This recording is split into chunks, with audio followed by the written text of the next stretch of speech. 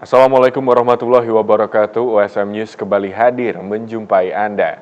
Beragam informasi menarik akan kami sajikan untuk Anda selama 30 menit ke depan. Bersama saya Pandu Chandra dan berikut USM News selengkapnya.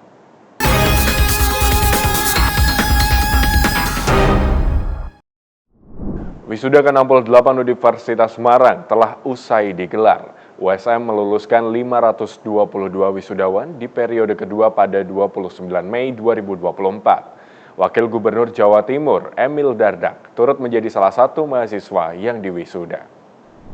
Universitas Semarang kembali menggelar wisuda ke-68. Sebanyak 522 lulusan diwisuda dalam upacara wisuda USM yang dibagi ke dalam beberapa sesi. Bertempat di Auditorium Insinyur Wijatmoko dan Gedung Profesor Dr. Muladi SH pada 29 Mei lalu, sebanyak 293 orang wisudawan dinyatakan cum laude. Wakil Gubernur Jawa Timur Emil Elestianto Dardak Bebus MSc PhD menjadi salah satu mahasiswa yang turut diwisuda. Dalam sambutannya sebagai perwakilan wisudawan, Emil mengapresiasi sivitas akademika USM yang sangat suportif. Selain itu, ia juga mengungkapkan keinginan dan teladan sang ayah yang membuat dirinya menempuh studi kembali.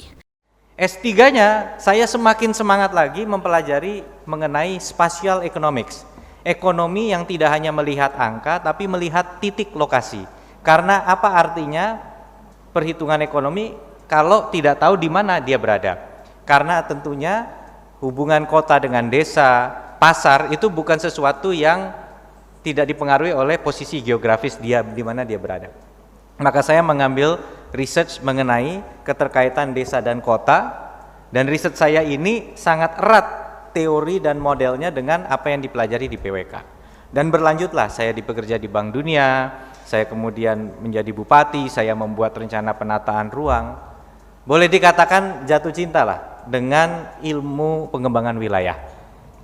Nah, namun demikian, apa yang ingin saya sampaikan, ya ini ada kombinasi antara passion, tapi juga mungkin takdir. Ada juga sebuah kisah di balik semua ini, yaitu amanah dari orang tua. Ayah saya punya banyak panutan di sini, termasuk ada Prof. Wansah ini, beliau pertama saya mengenal Universitas Semarang dari beliau juga.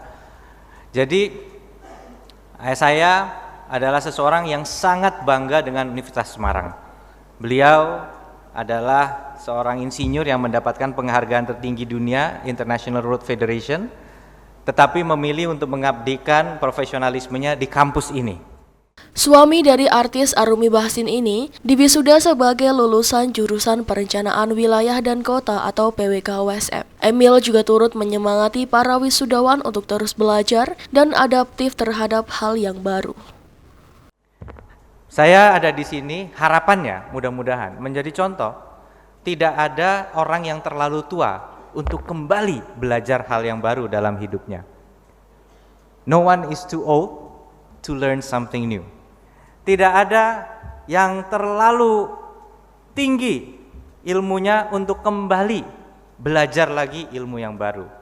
No one is too qualified to relearn something new.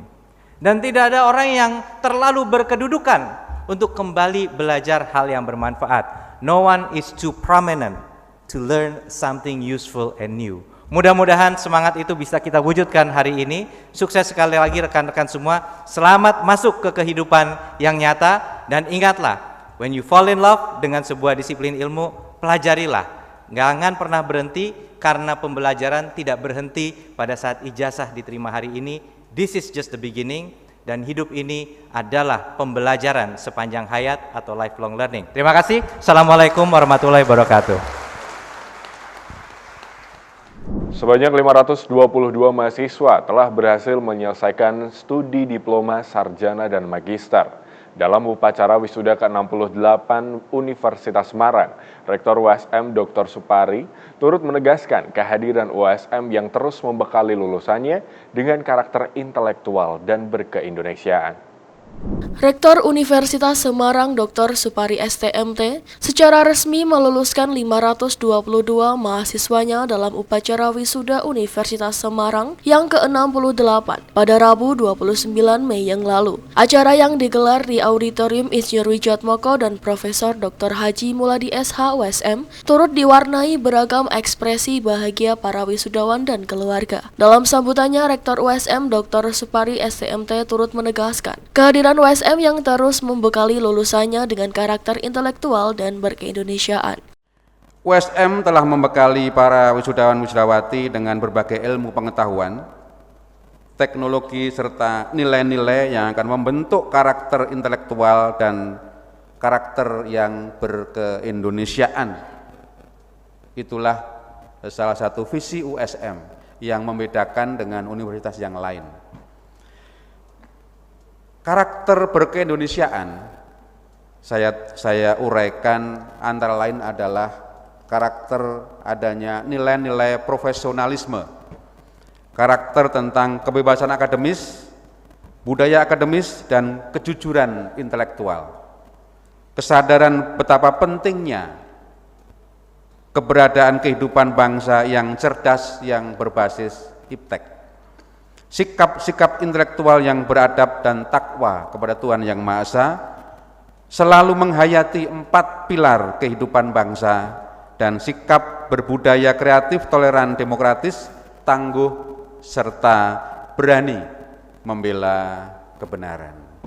Itulah. Dalam rangkaian wisuda ke-68 USM itu, Ketua Pengurus Yayasan Alumni Undip, Profesor Dr. Insinyur Hajah Kesi Wijayanti SEMM, menyatakan bahwa visi dan misi Yayasan Alumni Undip sebagai badan penyelenggara USM adalah turut serta dalam mencerdaskan bangsa, dan upacara wisuda ini adalah bukti nyata bahwa visi dan misi tersebut dapat terwujud.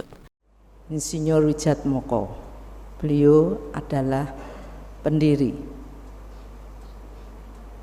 Sebelah kanan gedung Prof. Muladi, beliau adalah pendiri. Sebelahnya lagi adalah gedung Prof. Yutata, itu beliau pendiri.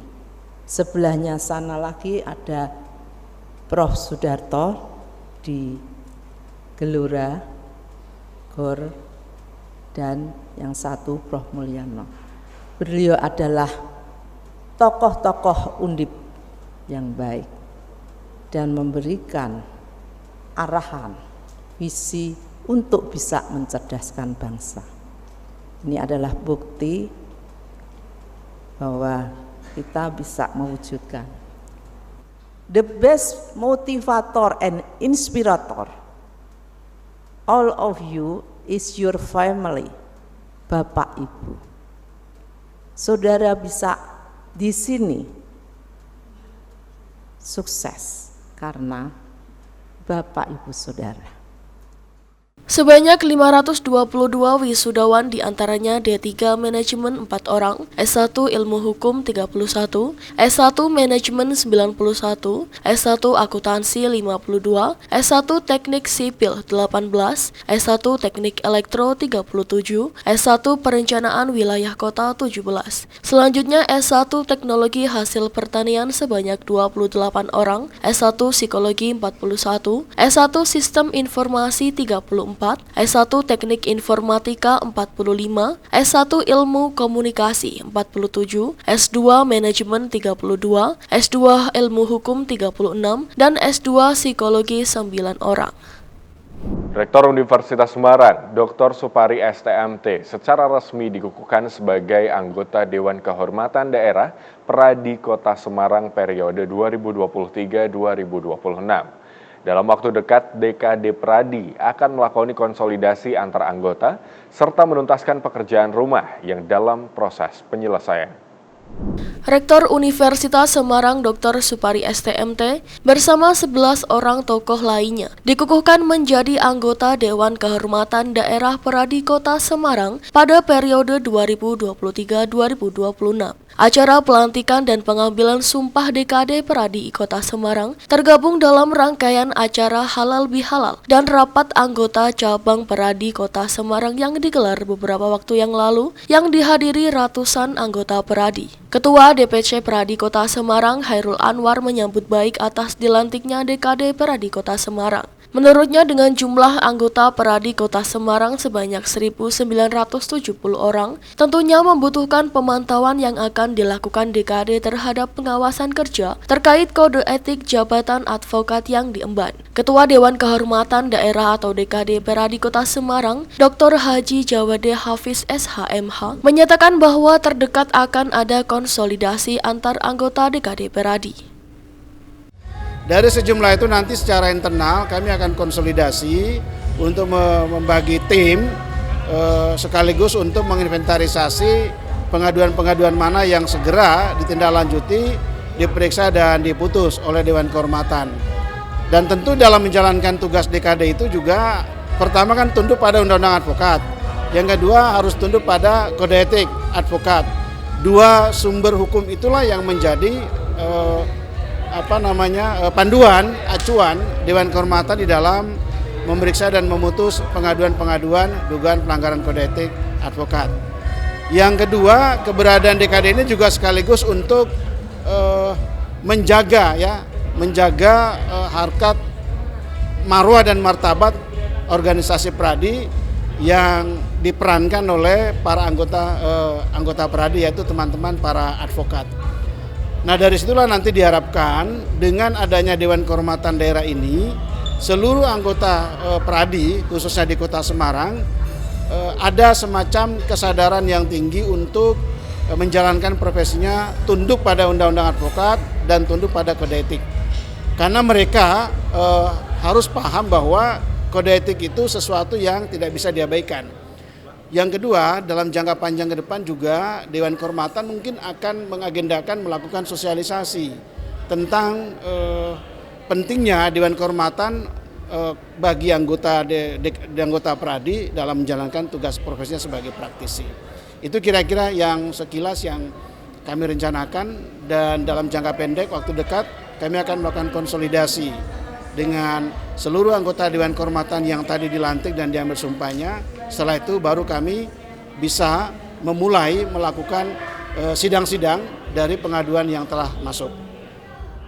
PSIS Semarang tampil pada turnamen internasional match yang digelar pada 30 Mei 2024. Menurut Kapten PSIS Semarang, Septian David Maulana, ajang ini merupakan sebuah persiapan yang bagus bagi timnya menghadapi musim baru nanti.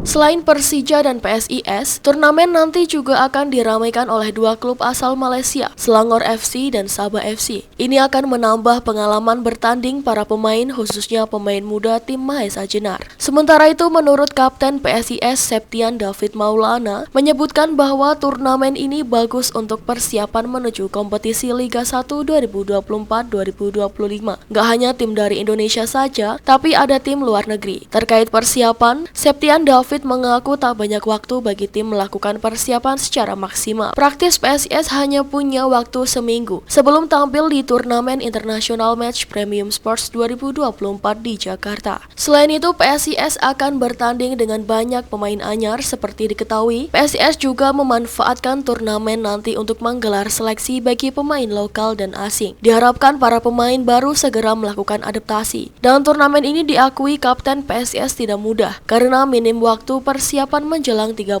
Mei nanti. Sejauh ini persiapan berjalan bagus. Yang pertama yang kita lakukan adalah melihat sejauh mana level kebugaran dari pemain. Yang pertama kita latihan hari pertama dan hari kedua kita bersih adaptasi dulu, baru latihan di hari ketiga kita sudah mulai masukkan tentang game model yang nanti akan kita mainkan di turnamen.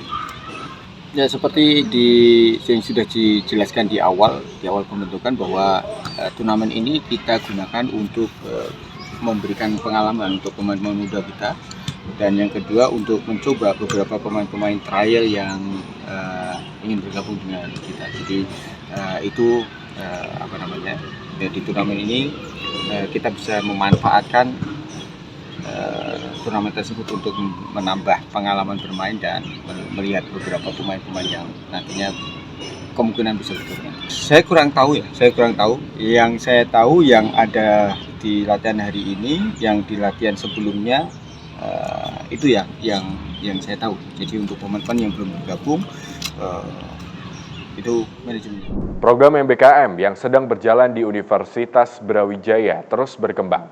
Salah satunya program MSIB yang bergandengan dengan berbagai mitra industri dan juga lembaga. Untuk mensukseskan program tersebut dibutuhkan banyak kemampuan penunjang bagi mahasiswa, seperti penguasaan bahasa asing dan juga kemampuan lainnya. Untuk itu, kiprah Isaac UB dalam membuat program bagi mahasiswanya mendapat apresiasi dari Wakil Rektor 3 UB. Wakil Rektor Bidang Kemahasiswaan UB Setiawan Nur Jaja Sakti mengapresiasi kiprah Isaac UB dalam berbagai program kerjanya. Saat ini UB memiliki program MBKM dengan berbagai variannya. Program tersebut membutuhkan kemampuan penunjang berupa soft skill seperti penguasaan bahasa, kemampuan presentasi, berpendapat, dan lainnya. Untuk itu, Setiawan mengapresiasi langkah Isaac UB dalam membuat berbagai kegiatan bagi mahasiswa dan anak muda dalam mengasah talenta soft skill-nya. Seperti yang kita ketahui bersama bahwa Kementerian Pendidikan pada saat ini kan sedang giat-giatnya mencanangkan program MBKM, Merdeka Belajar Kampus Merdeka, di mana salah satu dari hal yang bisa dilakukan untuk melaksanakan program MBKM itu adalah kegiatan magang, magang, persiapan mahasiswa menjadi profesional, magang, studi independen, dan seterusnya. Nah, ini ternyata oleh Isaac ditangkap sebagai suatu hal yang sangat positif dan perlu untuk ditindaklanjuti. Oleh karena itu, pada pagi hari ini Isaac menyelenggarakan kegiatan yang dinamakan Mega Seminar Youth Today 2024 dengan tema Youth Today Break Barriers Build Success, yang fokusnya adalah untuk memberikan dampak positif dengan meningkatkan persiapan profesional, magang, dan studi independen bersertifikat MSIB, serta menguji kemampuan bahasa Inggris melalui tes kemahiran bahasa Inggris TKIB atau English Proficiency Test, disingkat EPT. Lah, ini menunjukkan bahwa Isaac ternyata mampu menangkap apa yang menjadi kebutuhan para mahasiswa yang saat ini sedang menempuh pendidikan di perguruan tinggi. Dengan diselenggarakannya kegiatan ini, maka tentunya kita semua berharap bahwa mahasiswa nantinya akan mampu mencapai apa yang diharapkan oleh negara tentunya, dengan tujuan menyelenggarakan program Merdeka Belajar Kampus Merdeka itu. Dalam kegiatan ini, Isaac menghadirkan narasumber Ayu Saikia yang banyak mengupas personal branding bagi mahasiswa. Menurut Ayu, anak muda dan mahasiswa saat ini perlu merancang masa depan dengan baik. Tingkat kompetisi yang tinggi membuat anak muda harus memiliki branding dan skill yang menonjol. Dengan branding yang kuat dan jelas, maka kompetensi anak muda tersebut dapat menjadi daya tarik bagi karirnya. Wah, kegiatan hari ini sangat amat menarik karena banyak sekali anak-anak muda yang datang untuk mengetahui dan menyiapkan persiapan karir mereka, dan terlebih pada tentang personal branding dan beberapa hal-hal topik penting yang disampaikan pada hari ini. Harapannya untuk kegiatan hari ini semoga diadakan lagi ya beberapa tahun ke depan, mungkin jadi rutinitas yang terus diadakan dengan topik-topik yang terkini, topik-topik yang lebih menarik lagi, karena ini cukup memberikan insight yang luar biasa dan membentuk anak-anak muda itu jauh lebih aktif, jauh lebih memiliki self upgrade yang luar biasa seperti itu. Dari Malang, tim liputan UBTV untuk USM TV Semarang. Gelombang penolakan revisi Undang-Undang Penyiaran kian menggema di seluruh Indonesia, tak terkecuali di Kota Bandung. Organisasi profesi jurnalis yang tergabung dalam Koalisi Jurnalis Bandung menggelar aksi damai tolak RUU Penyiaran di depan gedung DPRD Provinsi Jawa Barat. Menanggapi hal tersebut, Guru Besar Vkom Unpad, Profesor Dian Wardiana Scuro, mengatakan bahwa revisi Undang-Undang Penyiaran ini seharusnya menumbuhkan semangat demokratisasi penyiaran dan diversity of ownership. Berikut liputan khusus tim Divia Unpad TV untuk USM TV.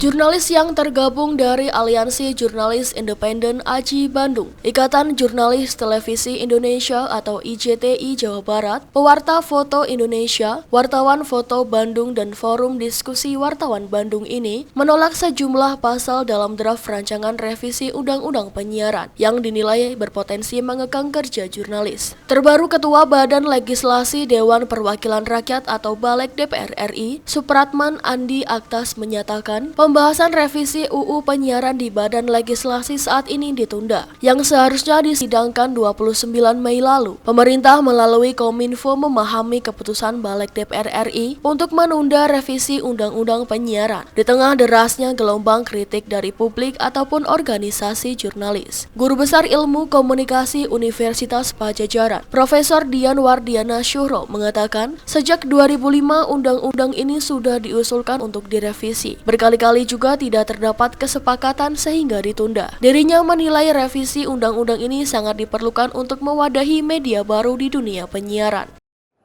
Revisi Undang-Undang Penyiaran tahun 2002 itu dimulai pada tahun 2005. Sudah diusulkan untuk direvisi, di antaranya karena KPI kehilangan haknya untuk mengurus segala sesuatu tentang penyiaran. Sebetulnya praktisnya KPI dicabut dari perizinan, hanya mengawasi isi siaran. Itu berkali-kali diajukan ke DPR, berkali-kali juga menjadi prioritas di DPR, prolegnas, tapi berkali-kali juga tidak ada kesepakatan tentang itu. Yang kelompok A mengatakan seperti ini, sementara kelompok B mengatakan seperti itu. Kemudian DPR bilang, udah ditunda aja. Tahun berikutnya prolegnas lagi, tidak ada sepakat lagi, ditunda saja. Nah, sampai hari ini kayaknya sejarahnya bakal berulang. Ketika orang berbicara tentang undang-undang penyiaran, banyak sekali masalah yang timbul dari berbagai kepentingan yang akan menyebabkan undang-undang itu ditunda lagi. Melihat sejumlah pasal yang muncul dalam draft revisi Undang-Undang Penyiaran, masyarakat pers menilai pasal-pasal tersebut akan membatasi kerja jurnalis dan memberangus kemerdekaan pers, seperti standar isi siaran atau SIS yang memuat batasan atau larangan jurnalistik investigasi. Mang Dian, sapaan akrabnya, mengerti mengapa masyarakat pers marah. Tapi kalau saya mendalami beberapa pasal di dalam undang-undang, saya bisa mengerti kenapa masyarakat pers menjadi marah dengan adanya rencana undang-undang ini. Ini kan masih produk badan legislatif ya, inisiatif dari DPR. Begitu bocor, bukan dibocorkan, memang bocor keluar, orang jadi marah. Karena banyak pasal-pasal yang dipandang bakal memberangus kemerdekaan pers. Itu kan isu yang sangat sensitif ya. Ada beberapa teori yang berhubungan dengan itu.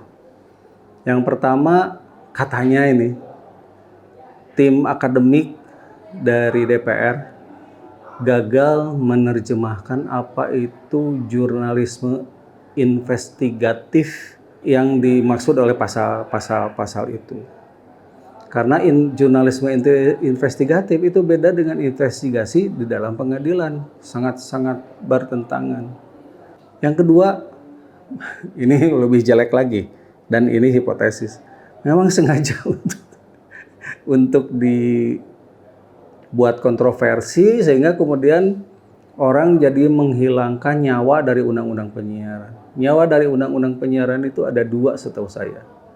Yang pertama demokratisasi penyiaran, dalam arti menghentikan peranan pemerintah di dalam penyiaran dan mengalihkan itu ke lembaga negara independen yang kita sebut sebagai KPI kalau sekarang. Yang kedua memang ada, ini juga sangat-sangat hipotesis dan saya juga mesti lakukan klarifikasi. Ada tangan-tangan jahat yang sengaja mengeluarkan pasal-pasal itu sehingga undang-undangnya harus ditunda atau kalau mungkin dibatalkan. Itu dua hipotesis yang. Profesor Dian Wardiana Syuhro juga menyayangkan munculnya kembali penanganan sengketa produk jurnalistik yang termuat dalam draft RUU Penyiaran per 24 Maret 2024. Dirinya menilai bahwa sengketa produk jurnalistik di televisi dan radio sejak lama diselesaikan bersama Dewan Pers. Jurnalisme di Indonesia yang ada di televisi dan radio dari dulu disepakati itu diurusnya oleh Dewan Pers. Jadi kalau misalnya ada jurnalisme di televisi, KPI konsultasi dengan Dewan Pers dan tindakan dan lain-lain itu di Dewan Pers. Itu udah sepakati. Sama dengan ketika ada pelanggaran siaran pemilu di televisi dan radio, KPI itu berhubungan dengan KPU dan Bawaslu. Saya heran, kenapa itu jadi muncul lagi gitu dan menimbulkan keriuhan gitu. Ada apa? Saya jujur tidak bisa menjawab pertanyaan itu hari ini ya, nggak tahu atau besok. Profesor Dian menilai nyawa undang-undang penyiaran ini seharusnya menumbuhkan semangat demokratisasi penyiaran dan diversity of ownership yang akan menyebabkan diversity of content. Saya sih selalu ingin kembali ketika Undang-Undang Penyiaran 32 2002 dibentuk dan dibangun tahun 2002. Undang-undang itu punya visi demokratisasi penyiaran. Itu yang pertama. Kontribusi masyarakat di dalam pasal-pasal Undang-Undang Penyiaran. Dalam hal ini representasinya adalah KPI. Yang kedua, undang-undang itu mengamanatkan adanya diversity of ownership, kepemilikan yang beragam, tidak memusat di beberapa orang atau beberapa kelompok. Diversity of ownership itu akan menyebabkan adanya diversity of content, tidak bergaya Jakarta seperti sekarang, tapi mungkin ada konten Bandung, ada konten Papua, ada konten Sumatera Utara, dan seterusnya. Yang itu sama sekali tidak disentuh dari tahun 2002 sampai hari ini. Tetap aja kan semua memusat. Adanya konglomerasi penyiaran. Kontennya semua berbau Jakarta, tidak berbau daerah. Gitu sebetulnya yang terjadi di dunia penyiaran hari ini. Peranan KPI tidak ditegaskan. Peranan berjaringan juga tidak ditegaskan. Padahal itu kan yang harus dijadikan landasan dari undang-undang yang baru. Lantas bagaimana nasib revisi Undang-Undang Penyiaran ini? Akankah pasal yang berpotensi mengancam kemerdekaan pers ini akan hilang? Bagaimana kepastian hukum ini nantinya dapat mewadahi perkembangan teknologi baru di dunia penyiaran kita? Dari Bandung, Jawa Barat, Tim Liputan Divia Unpad TV untuk USM TV. Transportasi publik di Makassar mulai menunjukkan peningkatan. Proses pembangunan kereta api rute Makassar baru perlahan dirampungkan, namun masih menyisakan wilayah Makassar Maros.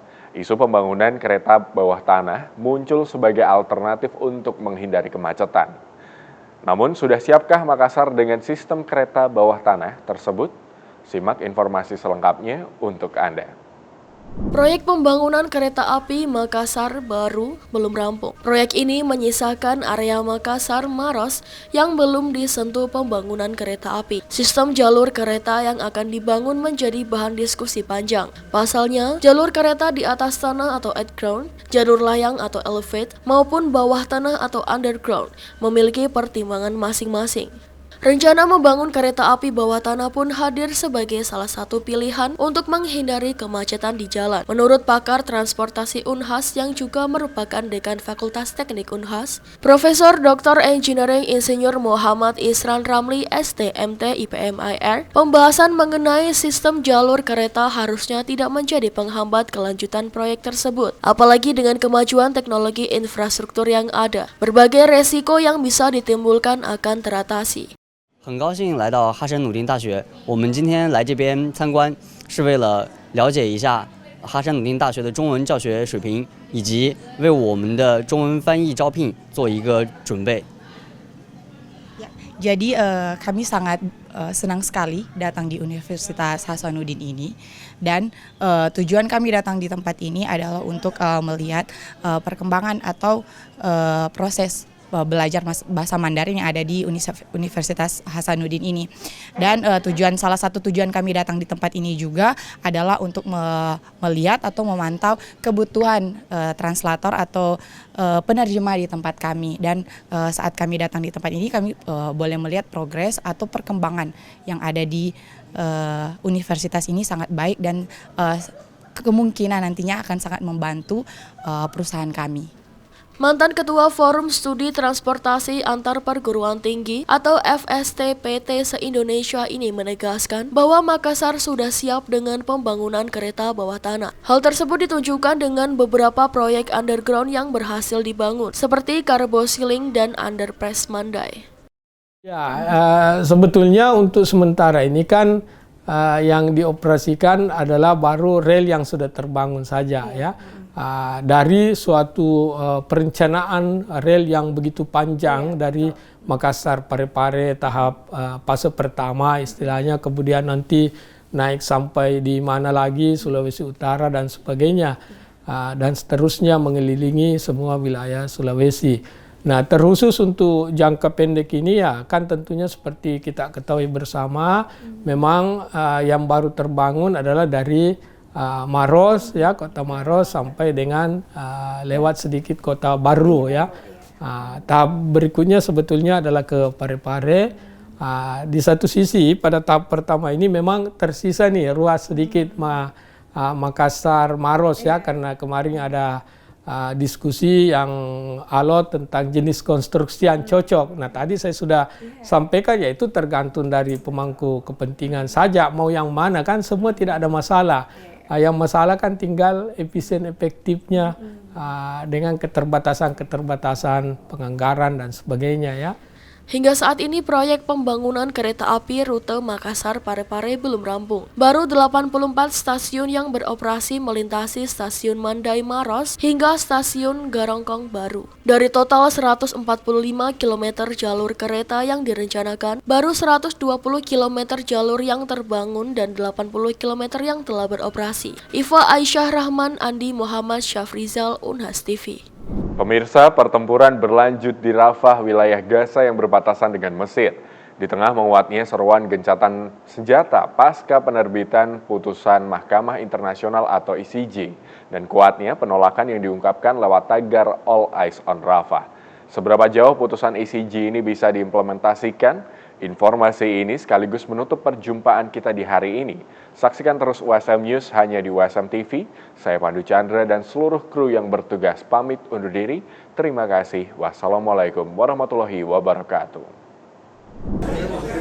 Indonesia termasuk negara-negara yang mendesak Israel mematuhi putusan Mahkamah Internasional atau ICJ yang mendesak Israel menghentikan operasi militer di Rafah. Seperti diungkapkan Menteri Luar Negeri Republik Indonesia usai bertemu para pejabat negara Eropa di Brussels, Belgia. Dalam kaitan ini kita semua harus berusaha agar Israel dapat mematuhi keputusan ICJ, termasuk menghentikan military offensive Israel di Rafah.